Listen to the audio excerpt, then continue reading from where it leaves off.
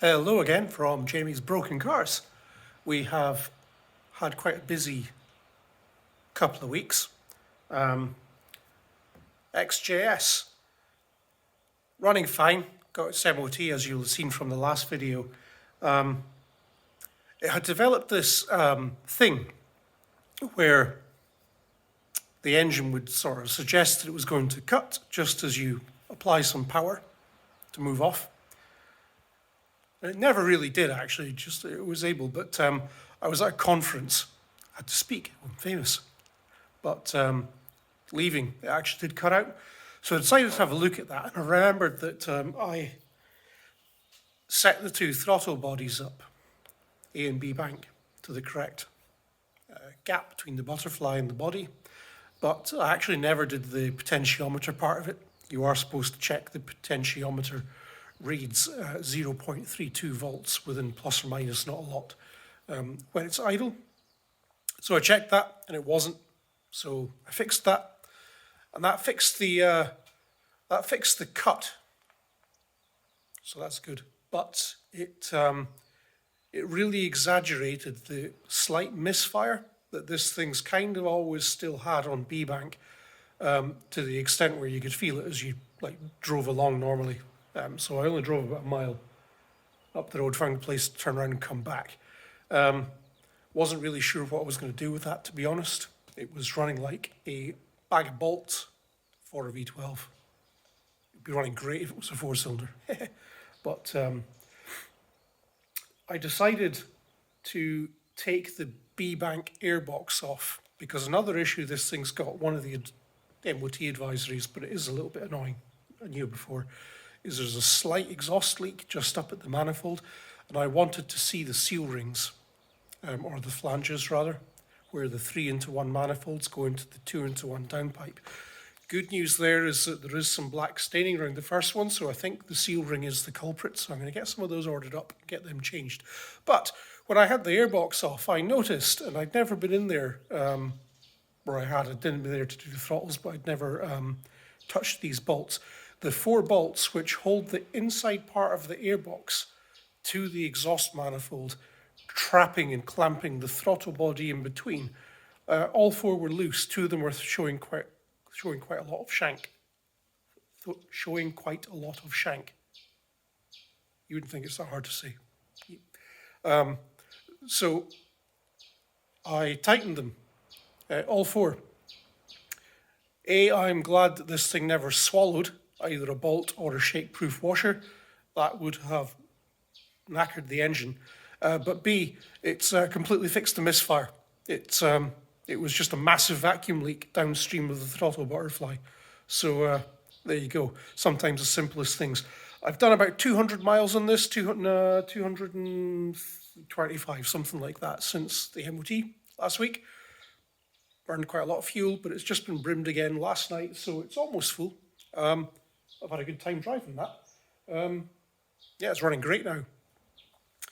Over here, we have been doing some work on the midget wing, but there's a little bit of bad news on the midget, and I'll just show you that directly.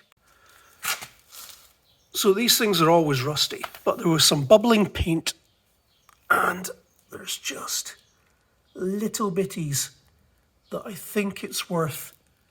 The seals are all right, they've been changed, except this bottom corner. You could do with a little bit let in. There's a small welding repair to do there, and I think it's worth doing that before this thing goes on the road. The A-pillars on midgets tend to dissolve as well, and there was a bubble showing through the paint, so I've buffed this back. There is quite a depth of filler on that, and there's a weld seam, which you can hopefully just see there, where it's blown through, 2 little holes, so I'm going to fix that. The metal's been dented in, I think, just to make sure it fits. It's good, but it'll need to be skimmed with filler. Paint was peeling down here, but actually I think metal-wise it's good. A little bit to do on the doors as well. I'm going to have to paint the car. But this is the bit I was going to show you. There was some bubbling here, which I decided to investigate with my drill bit for taking paint off. And as you can see, the bottom of the rear wing isn't actually there. It's made of filler. So I'm going to order up repair panels for that. Or I'm going to try and order up repair panels. This being a round arch, the rear wings are about £550 each. And you can get repair panels for the bottom section, very cheap for a square arch.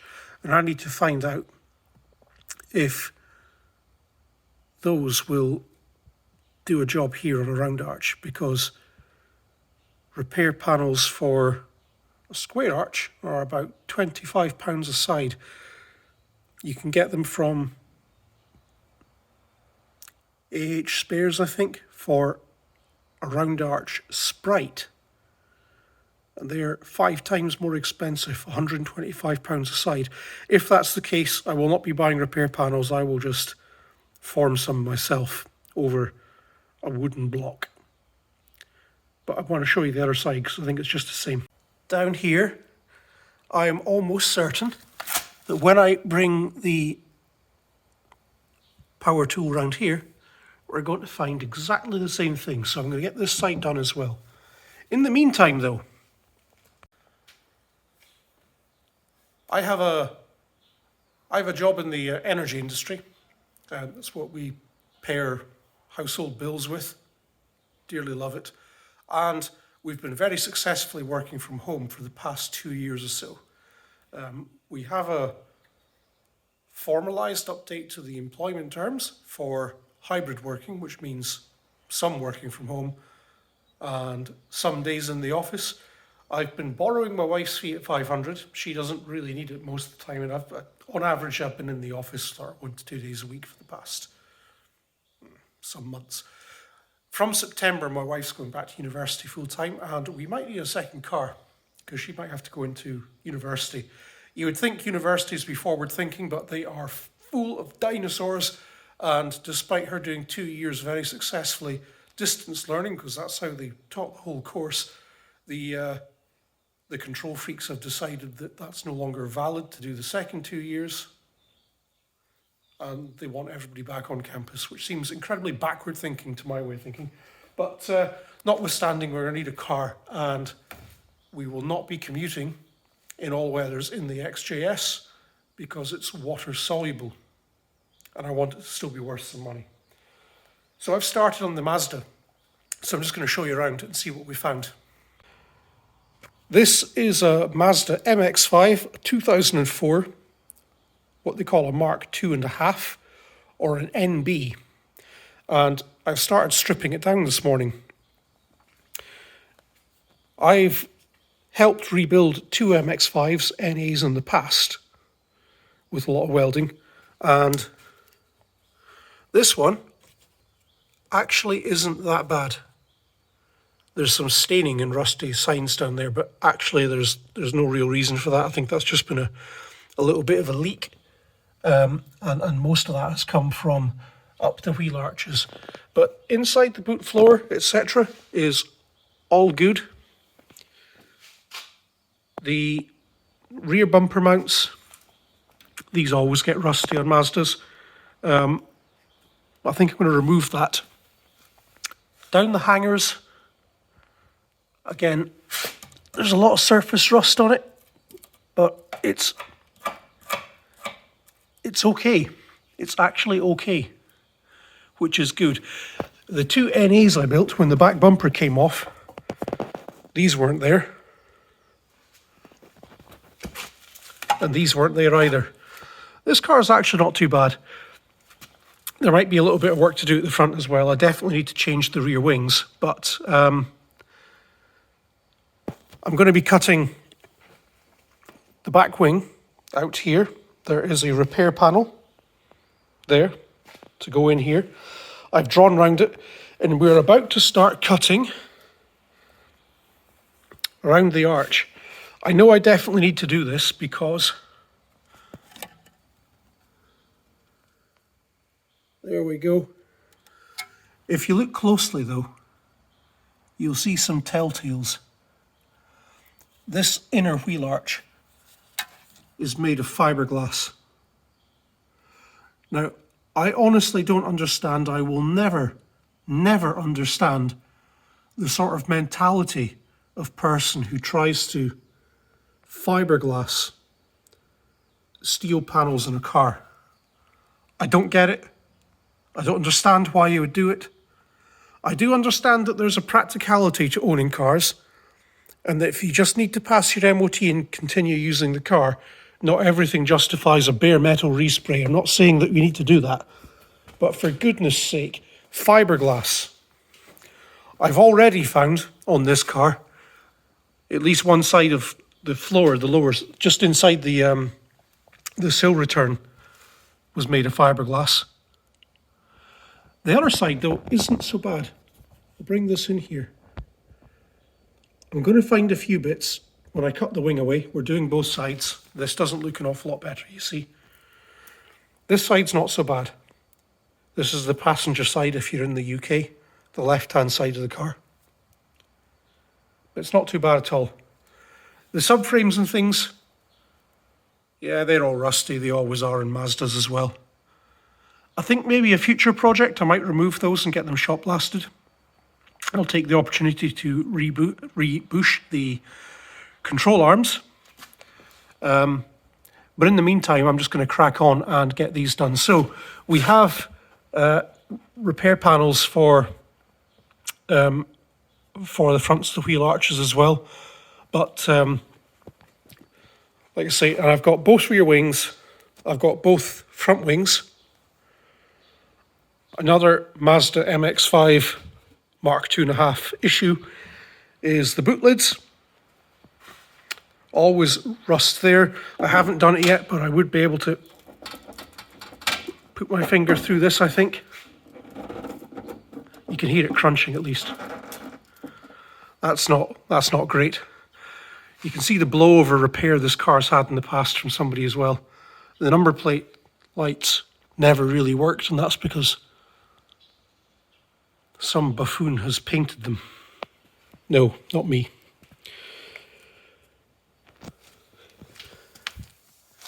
I think we're going to need to get either a replacement door skin, or at least let in a repair on this skin. I haven't decided what to do with that yet. I'll remove the door and we'll see. So there we are. That'll get dealt with. The other thing MX-5s or NBs are particularly bad for is rusty front chassis rails. And this car, they don't look too bad. There's a little bit of rust down there. I've had a good poke at that and it's solid. But yeah, it doesn't look that tidy. So I am tempted perhaps to lift the engine out and strip back the engine bay a bit, just to give this a good tidy up. But I'm doing the back half of the car first, so as you'll see, the headlights are still in, the front bumper's still attached. And we'll get this done properly. But honestly, fiberglass, give your heads a wobble, people. Personal protective equipment, very important. You want to see what's inside? Brace yourself. It ain't pretty. Here is what I have cut away. The inner wheel arch I knew was pretty crap. You can see that it's holed in a few places. So I say, I knew that, that's okay. There's plenty more that I can cut away of the outer wing. That's not a problem. The interesting bit is the front here of the sill. This isn't great, not by any stretch, but yeah, fiberglass, and it's not even been mixed properly. Look, it's still squidgy. This, I mean, fiberglass ain't structural anyway. Well, but it can be if it's a structure, but this isn't a structure. This is just squidge. And this stuff, it feels like it's still sticky. My God, what an absolute butcher's job. Incompetent arse that did this before.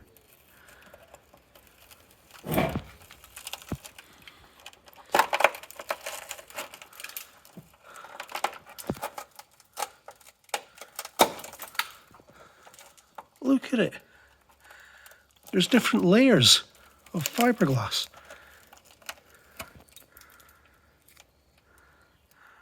It's that chopped strand mat, but the hardener's not been mixed in. Oh, God.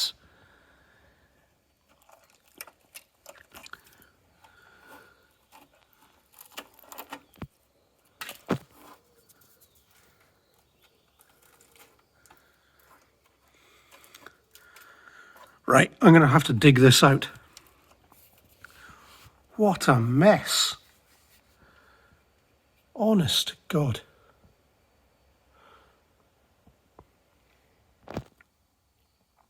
Right, I think that'll wrap this one up.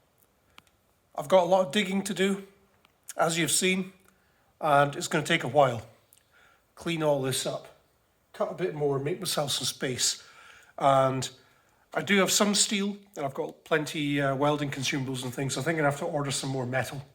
And then we can begin fabricating a new